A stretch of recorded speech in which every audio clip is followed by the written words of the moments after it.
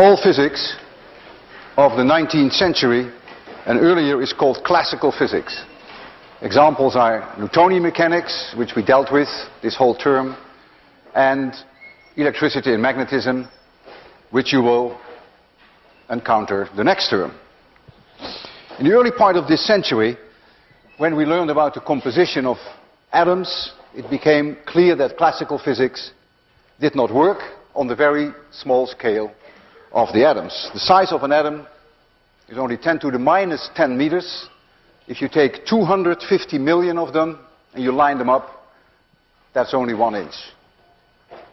In 1911, the English physicist Rutherford demonstrated that almost all the mass of an atom is concentrated in an extreme small volume at the center of the atom. We call that the nucleus. It's positively charged.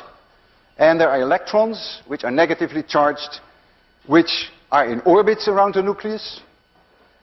And the typical distances from the nucleus to the electrons is about 100,000 times larger than the size of the nucleus itself.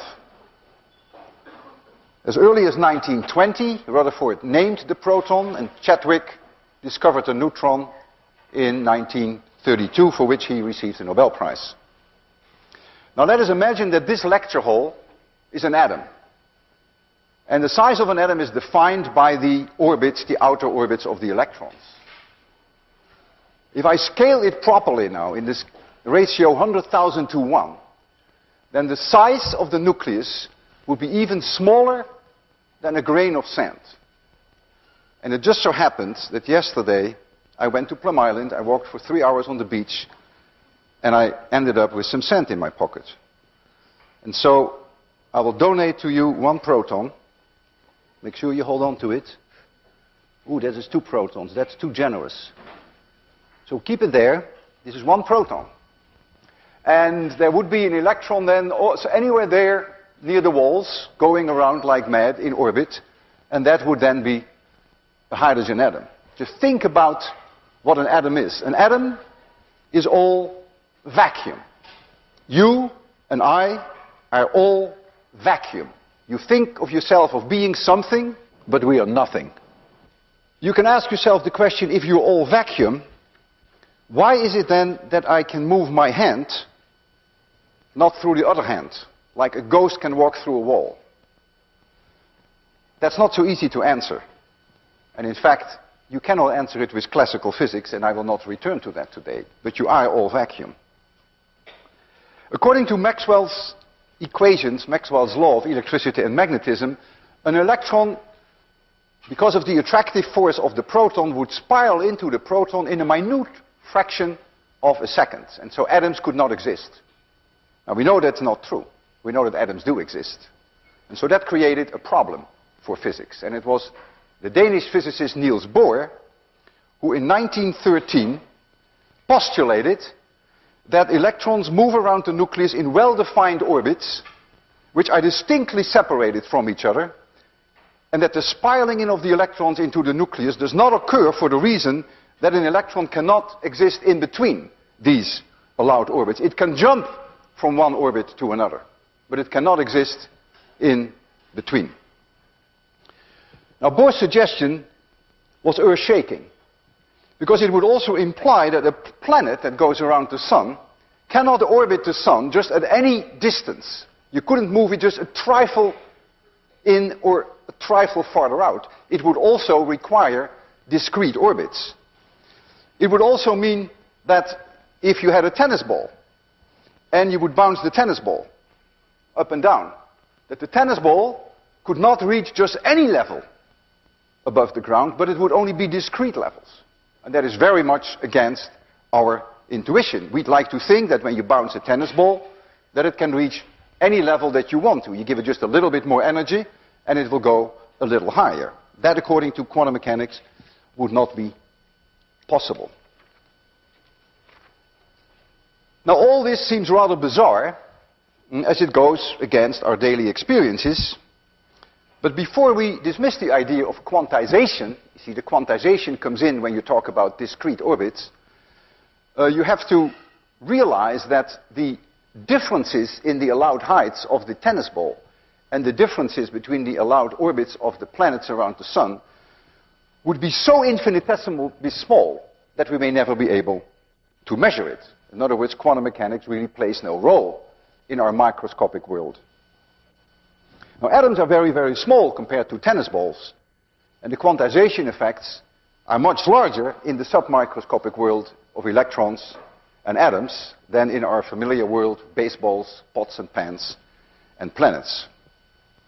So before we continue, I would like to repeat to you one of the cornerstones of quantum mechanics. And it says that the electrons in atoms can only exist at well-defined energy levels, think of them as being orbits, around the nucleus, and they cannot exist in between. Now, when I heat a substance, the electrons in the atoms can jump from inner orbits to allowed outer orbits. And when they do so, they can leave a hole, an opening, an empty space in the inner orbits. But later on, they can fall back to fill that opening. They can occupy that place again. And when I keep heating this substance, there is some kind of a musical chair game going on. The electrons will go to outer orbits, they may spend there some time, and then they may fall to lower orbits, to inner orbits. You see here a vase, a very precious vase. And when I pick up this vase, I have to do work. I bring it further away from the center of the Earth. Now, is that energy lost? No. I could drop the vase, and it would pick up kinetic energy. I will get that energy back. Gravitational potential energy will be converted to kinetic energy. It will crash to pieces, and it will generate some heat. In fact, the breaking itself of this vase would take some energy. In a similar way, the energy that you put into electrons when you bring them to outer orbits is retrieved when the electrons fall back. So there is a parallel. Dropping this vase and getting the work back that I put in. Now, wouldn't be a nice thing to do to this 500-year-old vase. But as far as I'm concerned, perfectly reasonable to do it with Ohanian. So we can let that go, and the energy will come out in the form of heat and also in the form of perhaps some noise. When electrons fall from an outer orbit back to an inner orbit, it's not kinetic energy that is released, but it comes out often in the form of light, electromagnetic radiation. Light has energy. Einstein formulated that a light photon, the energy of a light photon, is h times the frequency, and h is Planck's constant, named after Max Planck, and h is about 6.6 times 10 to the minus 34 joule seconds. Now, we've also seen in 801 that lambda, the wavelength of light, equals the speed of light divided by the frequency. And so if I eliminate the frequency, I also can write that the energy of a light photon equals hc divided by lambda. And so you see, the more energy there is available, the smaller the wavelength. And the less energy there is available, the longer the wavelength. And so if the jump from an outer orbit to an inner orbit is very high, then the wavelengths will be shorter than when the jump is relatively small. I can make you some kind of an energy diagram of these jumps. And these are energy levels, so energy goes in this direction. But if you want to, you can think of these as the position of how far the electrons are away from the nucleus, if you like that, if that helps you. So this would be the electron that would be the closest to the nucleus. So these would be allowed energy levels, allowed orbits. And if this electron had jumped all the way here, then it could fall back at a later moment in time, and the energy could be so much that you couldn't even see the light. It could be ultraviolet. And this jump may still be ultraviolet. But now this jump, which is a little less energy, that may be in the blue part of our spectrum. So we may see this as blue light.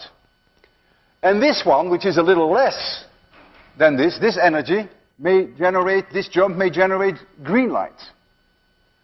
And the jump from here to here, which is even less, may generate red light. And the jump from here to here, which is even less, may again be invisible. So this may be infrared. And so as the electrons fall from outer orbits to inner orbits, you expect very discrete energies to come out, very discrete wavelengths. And these wavelengths that you would see correspond then to these allowed transitions between these energy levels. So if we could look at that light and sort it out by color, we would in a way see these energy levels. Now, you have in your little envelope a piece of plastic which we call a grating, and the grating has the ability to decompose the light in colors, which we call a spectrum, and we're going to shortly use that grating to look at light from helium and light from neon. But before we do that, I'd like to hand out as a souvenir to a few people, randomly picked, something that they can also use. It's not as good as your grating though, but it is also nice. You will see a more spectacular result, but not as clean. It's not as clean. All right. One for you, one for you, one for you, and one for you. And you want one, I can tell that. And you want one. And here. Two for you. For you. Oh no, this side hasn't had anything. I got to walk all the way over now. So this is really for children's parties, which I'm handing out. Whereas, oh, George Coster, you want one, of course. Professor Coster wants one. I couldn't bypass him. And you want one.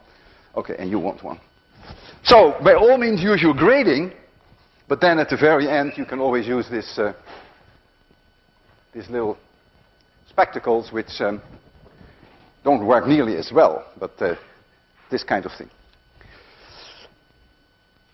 I'm going to light here this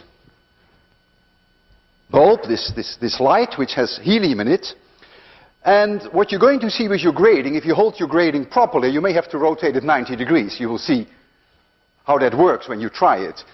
You're going to see very, very sharp, narrow lines at various colors. I want you to realize that the reason why you see very sharp, narrow lines is only because my light source, a very sharp, narrow line. If you use it on something that is not a very sharp, narrow line, then you're not going to see through that grating very sharp, narrow lines. So don't confuse the lines that are on the grating with the line source that I have here. Now when you look through your grating very shortly, you will see on both sides the wonderful lines. It's a mirror image, and we will discuss it in a little bit more detail. But before you look through your grating, I first want you to simply look at it without the grating. Because then it is even more spectacular when you lose the grating, because you have no clue, when you don't use the grating, what kind of colors are hidden there. And the colors that you're going to see are these electron levels. So I'm going to make it dark. And I will turn this on. And this one, I believe, is helium. I have a grating here. So you have to rotate it so that you see vertical lines on either side. You may have to rotate it 90 degrees, no more.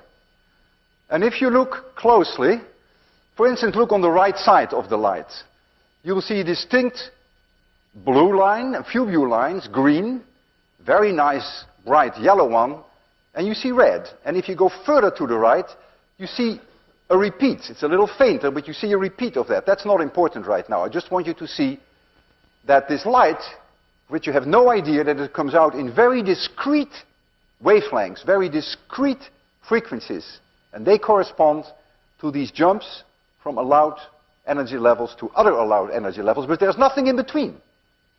And when you look on the left side, you see a mirror image of what you see on the right side. Now helium has only 2 electrons. I'm now going to put in a neon bulb, and that makes it richer, for reasons that neon has 10 electrons. So you have many more orbits, so many more ways that the electrons can play musical chair. A lot of lines in the red. I'm not blocking you, I hope. A lot of lines in the red, and some beautiful lines in the yellow. I see some in the green. I don't see much in the blue. Yeah, a little bit in the blue. But the key thing is, I want you to see that these lines are discrete. It is not just any wavelength that can be generated. It's only the allowed orbits, the musical game, when the electrons jump from one orbit to another. And that gives you this unique discrete spectrum.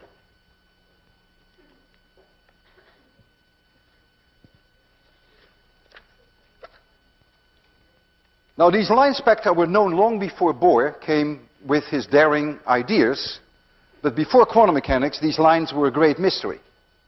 But they no longer are.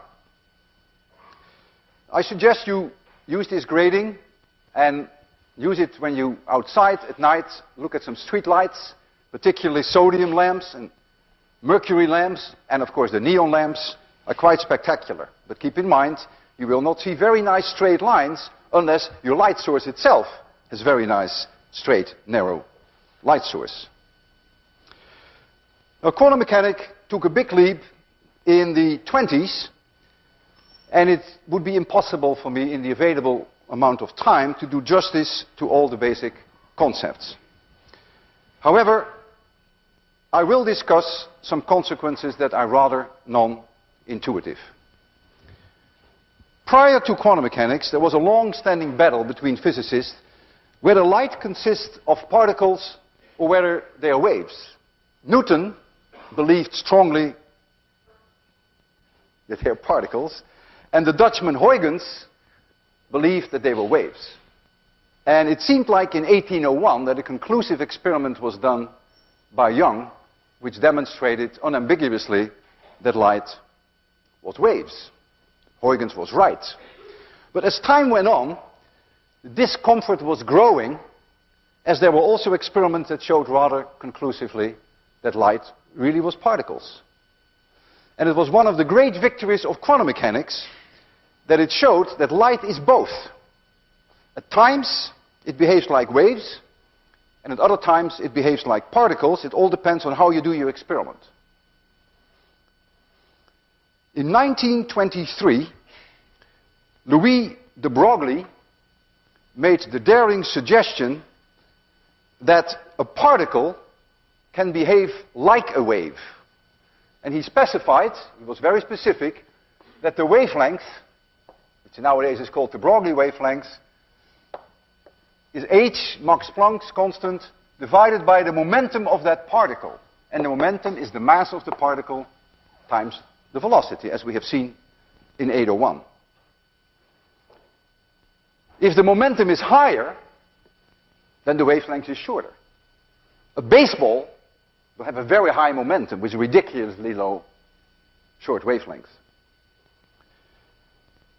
Now, one of the startling consequences is that protons and electrons, which everyone at that time considered particles, can then also be considered as being waves. And in 1926, the Austrian physicist Schrödinger drove the nail in the coffin with his famous equation, Schrödinger's equation it's called now, which is the ground pillar of quantum mechanics, and it unifies the wave and the particle character of matter. Returning to my baseball, take a mass of the baseball of, say, 0.5 kilogram and give it a speed of 100 miles per hour. Calculate the wavelength that you would find, according to quantum mechanics. That wavelength is so absurdly small. It is 20 orders of magnitude smaller than the radius of an electron. So it is completely meaningless. So quantum mechanics plays no role in our microscopic world of pots and pans and baseballs. But now take an electron. You take the mass of the electron, 10 to the minus 30 kilograms, and you give the electron a speed of, say, 1,000 meters per second. Now you get a wavelength which is comparable to the wavelength of visible light, red light. And now it's something that becomes very meaningful, something that can be measured. Now you may argue, gee, what difference does it make? Who cares whether something is a wave or whether something is a particle? Well, it makes a huge difference. Because waves have crests and they have valleys. And so if you take two sources of waves, either water waves, two sources, tapping up and down on the water, or you can take two sound sources, then there are certain locations on the surface of the water where the crest of one wave arrives at the same time as the valley of the other. And so they cancel each other out. There is nothing, there's no motion of the water. We call that destructive interference. Of course, there are other places where there is constructive interference, where they support each other. Now, if particles can do that too, that is very hard to imagine. How can one particle with another particle interfere and vanish, that the two particles no longer exist? So if indeed particles are waves, you should be able to demonstrate that by having the interference pattern of two particles like the water waves and make at certain locations in space those particles disappear, which turned out to be possible. But that's a very non-intuitive idea. So we think of it too classically when we say, well, two particles cannot disappear. But in quantum mechanics, you can think in waves if you want to, and then you have no problems with the interference pattern and the destructive interference at certain locations. Now, there are other remarkable consequences of quantum mechanics in classical mechanics. If you and I are clever enough, you think that we should be able to determine the position of an object to any accuracy that we require, and at the same time determine also its momentum at any accuracy that we require. Just a matter of how clever we are. Simultaneously, the object is right there, and that is its mass, and that is its speed. However, the German physicist Heisenberg realized in 1927 that a consequence of quantum mechanics is that this is not possible. Strange as it may sound to you, Heisenberg stated that the position and the momentum of an object cannot be measured very accurately at the same time.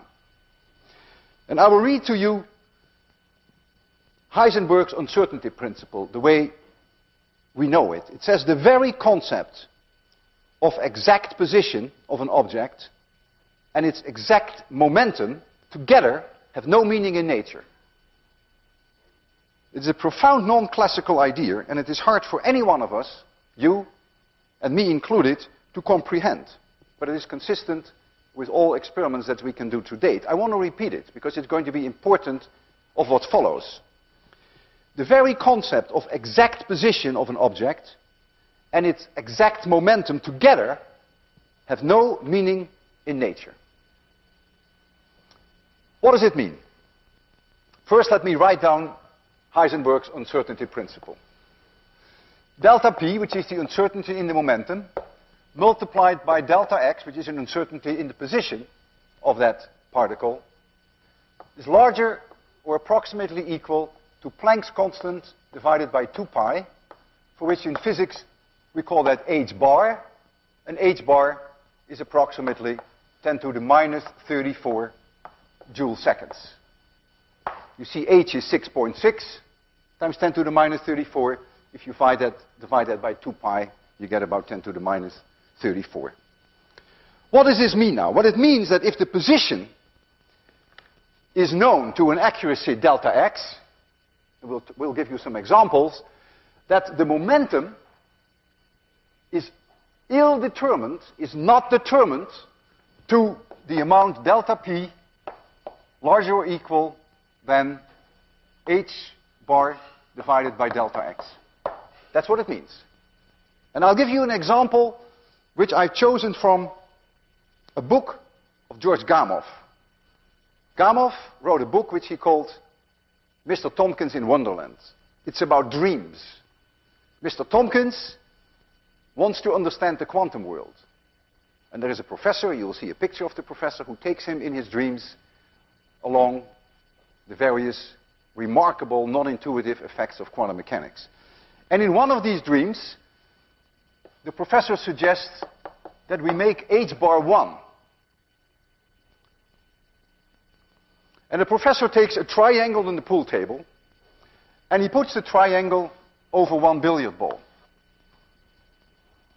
So the billiard ball is constrained in its position, and that delta x is roughly, say, 30 centimeters, 0.3 meters. That means that the momentum is not determined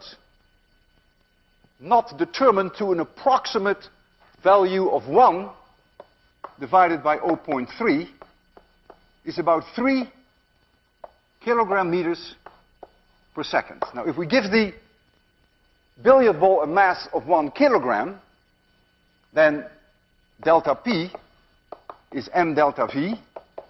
And so if m is 1 kilogram, then the speed of that billiard ball is undetermined, according to Heisenberg's uncertainty principle, by at least approximately 3 meters per second. 3 meters per second, that means 7 miles per hour. And so that billiard ball will go around like crazy in that triangle. And that's exactly what happens in the dream. And I will show you here a picture from that book. Mr. Tompkins is always in pajamas, just to remind you that it is a dream. And needless to say, the professor is a very old man and has a very nice beard. It adds to the prestige. And I will read you from this book. I will read you a very short paragraph that deals with this. So the professor says, look here, I'm going to put definite limits on the position of this ball by putting it inside a wooden triangle.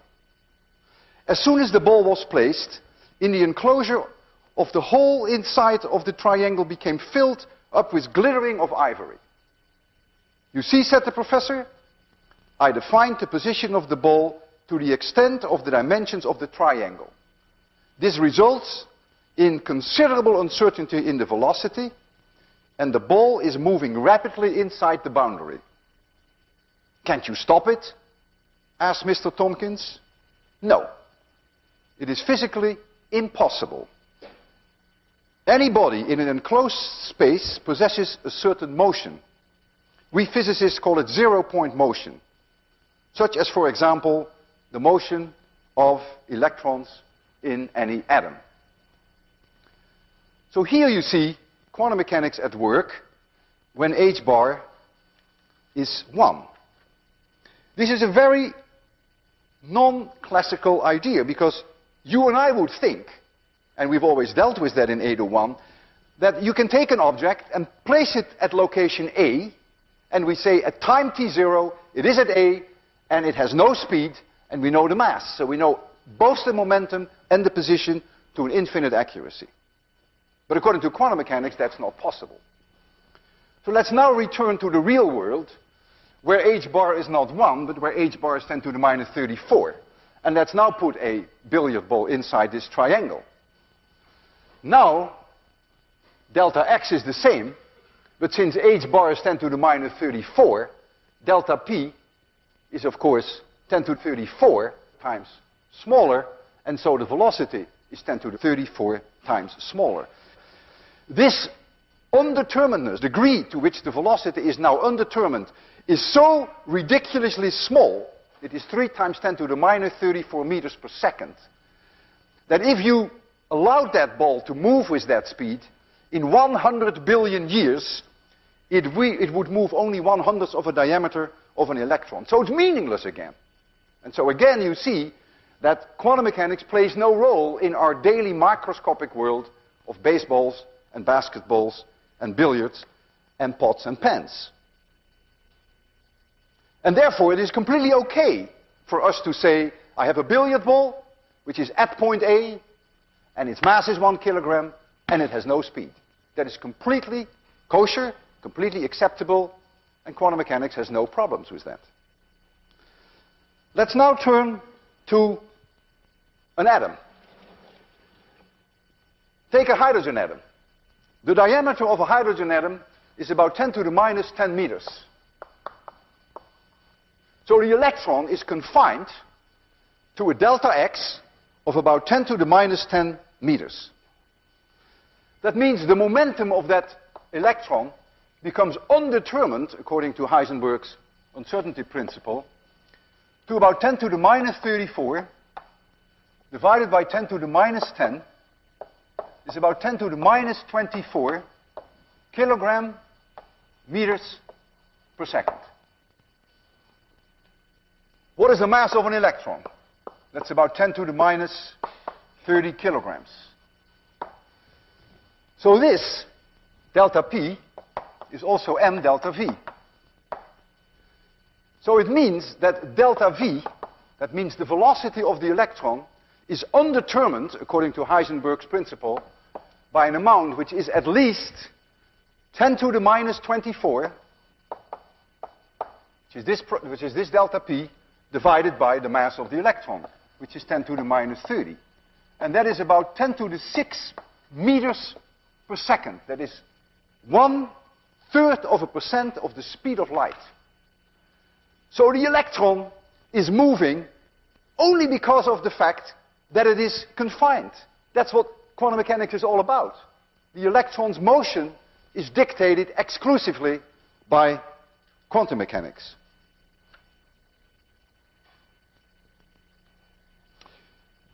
I'm going to show you an experiment in which I want to convey to you how non-intuitive Heisenberg's uncertainty principle is.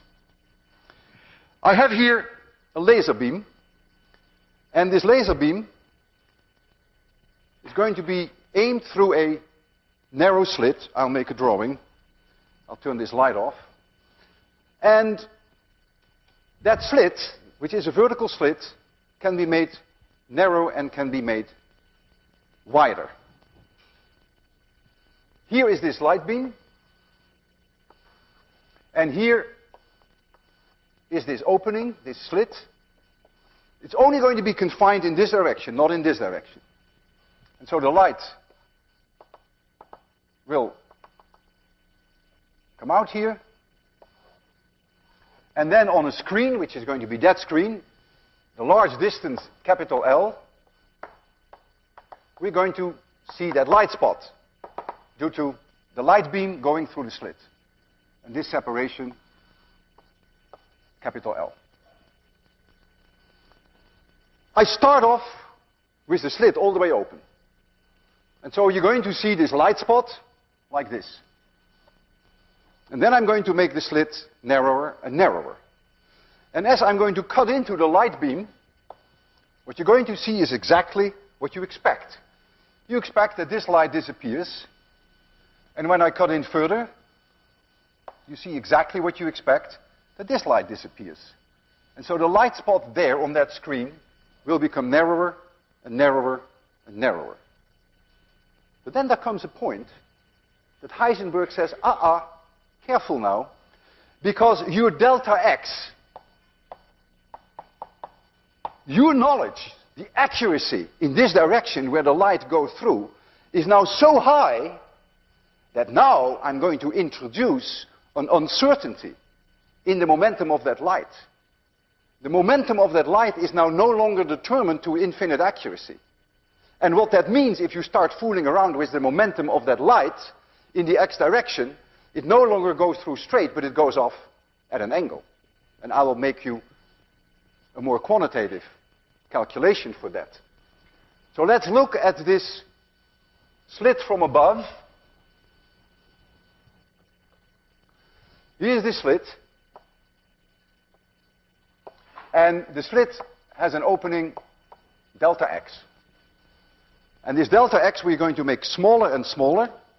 And let us start with a delta x of about 1/10 of a millimeter, which is 10 to the minus 4 meters. I have light. I know the wavelengths of the light. And I know that lambda equals h divided by p, according to de Broglie. I know the wavelengths. I know h, and so I can calculate the momentum of that light. I have done that take my word for it, it is about 10 to the minus 27 kilogram meters per second. That's the momentum of the individual light photons. Think of them as particles, which you can do according to de Broglie. So now, I have a delta P. The degree to which the momentum is undetermined, according to Heisenberg, is going to be 10 to the minus 34 divided by delta x, which is 10 to the minus 4th. So that is 10 to the minus 30. Very small. But the momentum itself is 10 to the minus 27. So it's only 1 part in 1,000. So what will happen if the light comes through here, and I now make a classical argument. I say this is the momentum of the light as it comes straight in. When it has to be squeezed through this narrow opening, Heisenberg's uncertainty principle demands that it's going to be undetermined the momentum in this direction by roughly 10 to the minus 30 or more. Remember, it's always larger or equal. In other words, if I introduce, for instance, in this direction or in this direction, delta P, then I would expect that some of that light goes off in this direction. It is this change in momentum, this undeterminedness in momentum, that makes it go off in an angle. Only in the x direction. If I have the slit like this, don't expect this to happen in this direction, because the uncertainty in the y direction, that's not the problem. Delta y is not very small, it's delta x that is very small. So it's this direction that's going to give you trouble. It's only in this direction that you know precisely where that light goes through. This direction is not the issue. So this angle theta can now be calculated very roughly. Theta is obviously delta P divided by P. So theta is very roughly 10 to the minus 3 radians, which is a 15th of a degree. And if you have at a distance L, if this distance here is L, if you have here a screen, then the spot on this screen, if I call that x at location L, then x at location L is obviously theta times L. And if theta is 10 to the minus 3, and let's assume this is about 10 meters away from us, so L is about 10 meters, then you get 10 to the minus 2 meters. That is 1 centimeter. 1 centimeter in this direction, and 1 centimeter in that direction. 2 centimeters. But when I make the slit width 10 times smaller, if I make the slit width only 1/100th of a millimeter, then this becomes 10 centimeters. Because now I know delta x 10 times better, and so delta P is 10 times more uncertain. So now I expect to see here at least a smear of 20 centimeters and at least a smear of 20 centimeters there. So the absurdity is that a teeny weeny little light source, which in the beginning you will see as a very small spot, when I make this slit narrower and narrower, indeed you will see that you will lose photons, and you will see this getting narrower and narrower, and then all of a sudden it begins to spread out, and it begins to spread out, and by the time I'm close to 1/10th of a millimeter, the light spot there will be yay big. Very non-intuitive. You make the slit smaller, and the photons spread out. And I want to show that to you now. I have to make it very dark.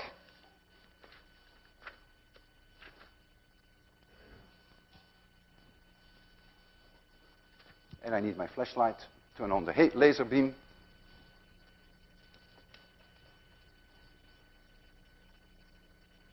Yeah. There you see it. The slit is now all the way open.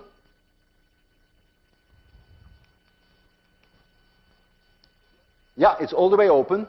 And I'm going to close the slit now slowly. And if you look closely, you will see that let me also get my red laser, then I can point something out. You will see that the light will get squeezed in the horizontal direction. You can see already that the left side has a very sharp vertical cutoff, and the right side also. It's getting narrower. It's getting narrower. Getting narrower. But I'm nowhere nearly 1/10th of a millimeter yet. It's getting clearly narrower. You see it's getting narrower, it's getting narrower. Now if I look here, oh, I'm not yet at the tenth of a millimeter, but I'm getting there. Going slowly, squeezing it. I'm squeezing those photons. Those photons now are forced to go through an extremely narrow opening. And Heisenberg is very shortly going to jump in and says, you're going to pay a price for that. You know too well where those photons are in the x direction. The price you pay, that nature will now make the momentum undetermined in the x direction. And you see it now. You already begin to see that the center portion is widening. Even photons appear here. You see some dark lines, which I will not further discuss today. But notice that the light is spreading. Of course, when I squeeze this slit, when I make it narrower, it's obvious that I lose light. Because the light that hits the side of the slits is not going through. So the light intensity will go down. That's just inevitable. I use fewer photons. But look at this. There are photons here. There are photons there. It's at least 10 centimeters, this portion. From here to here is at least 1 foot. I squeeze more. This is more than half a meter now. I squeeze more. This is about 1 meter already. I squeeze even more. I close the slit now, and I will open it slowly.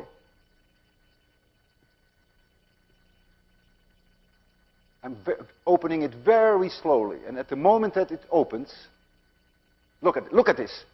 You see this? See this wonderful streak? It looks almost like a comet. From here to here is at least a meter. That's that center portion of the light. It has spread out since the poor light was forced to go through this very narrow opening. And now I'm opening it more and more. I'm opening it more. And now, of course, the reverse is happening. Extremely non-intuitive.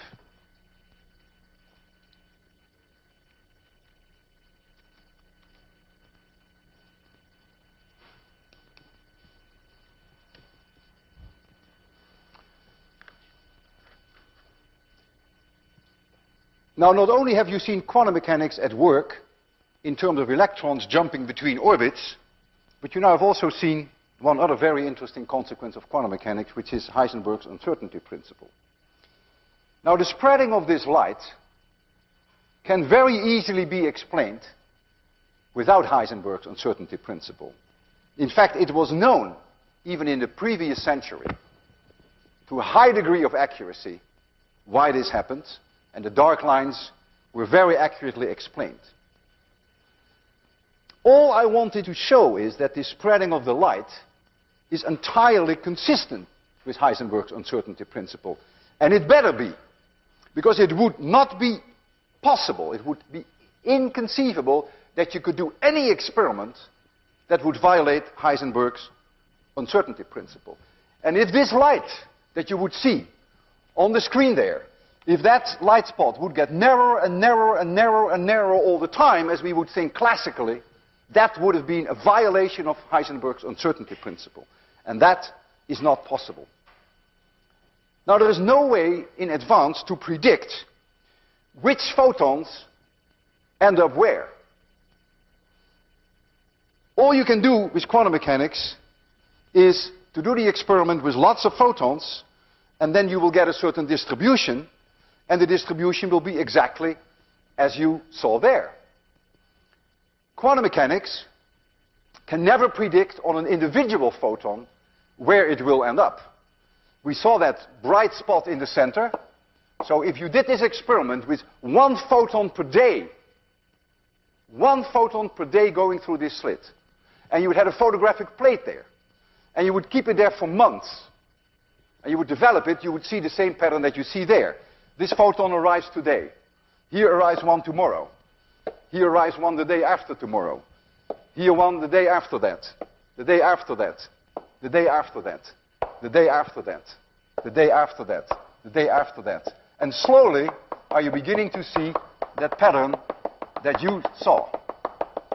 So don't think that this interference pattern that you saw is the result of 2 photons going through the slit simultaneously. Not at all. You can do it with 1 photon at the time. And you would see exactly the same thing. Now this idea that you cannot in advance predict what a particular photon will do is a very non-classic idea. And it rubs us all the wrong way. Because our classical way of thinking is, and you are no different from my own feeling in this respect, that if you do an experiment 100 times in a controlled way, you should get 100 times exactly the same result. Not so, says quantum mechanics. All that quantum mechanics will tell you is what the probability is that something will happen.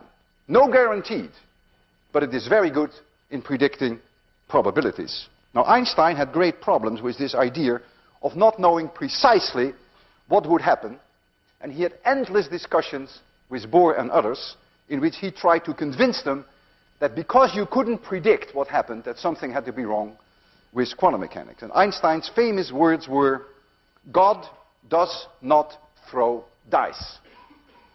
This was his way of saying it is ridiculous that the outcome of a well-controlled experiment is uncertain.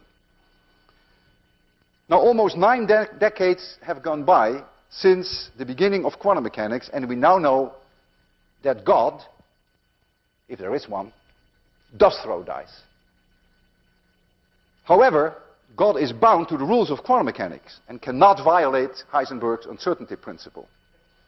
The light could not go straight through without spreading when I made the slit as narrow as I did. So quantum mechanics is a bizarre world that we rarely experience in our daily lives because we are used to basketball, baseballs, tennis balls. But yet, it is the way the world ticks. And atoms and molecules can only exist because of quantum mechanics. That means you and I can only exist because of quantum mechanics. I hope that this will give you something to think about. But I warn you in advance, because if you start thinking about this, it will give you headaches, and it will give you sleepless nights. And it has given me countless sleepless nights in the past, and even today when I think about the consequences, the bizarre consequences of quantum mechanics, I still cannot comprehend it, I still cannot digest it, and I still have headaches and sleepless nights. But it may be necessary to go through these sleepless nights if you want to eventually evolve as an independent thinking scientist, and I hope that someday all of you will. Thank you.